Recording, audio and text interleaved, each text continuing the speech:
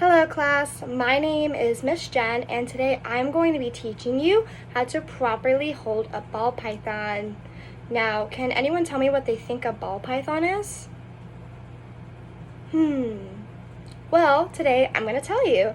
So, a ball python is a type of snake, and a specific type of snake called a constrictor.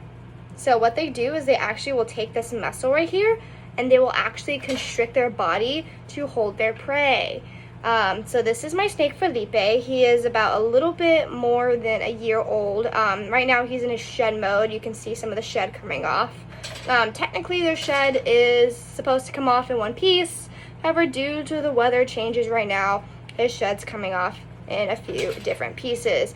Now we're going to be very careful with Felipe today because he hasn't eaten, so let's see how his temperament, meaning his behavior, works with us.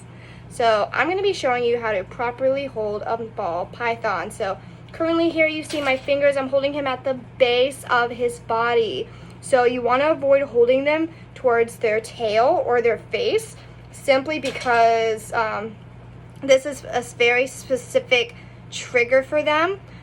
So you can kind of see a little bit of his tongue coming out. So what this means is that he is just simply being curious with us today. So I'm going to go ahead and show you a little bit more of some techniques to hold him. So sometimes you'll want to grab them from the base of their body and you'll want to hold him like this. Now see, he's in search mode right now because he's hungry, and so we want to be careful with that.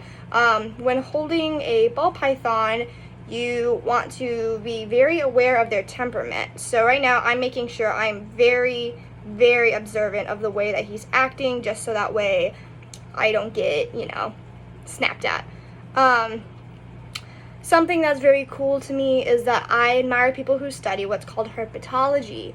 Now, herpetology is the kind of study that studies reptiles. And you can know that it's a study simply because of the word ology at the end of it.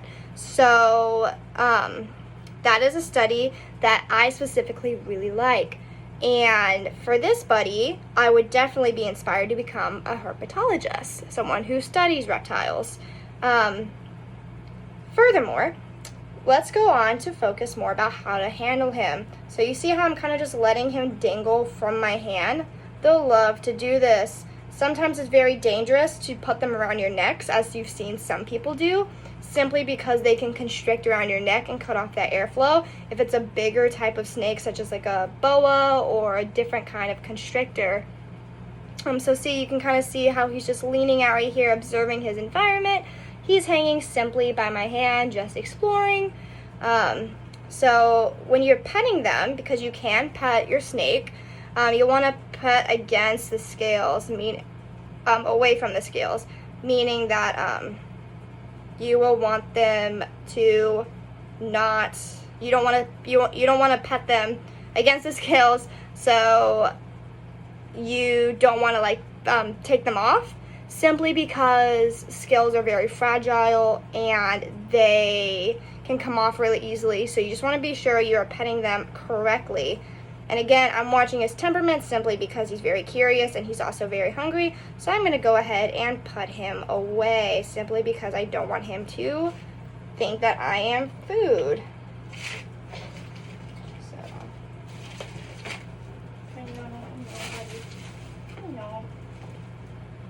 Sorry.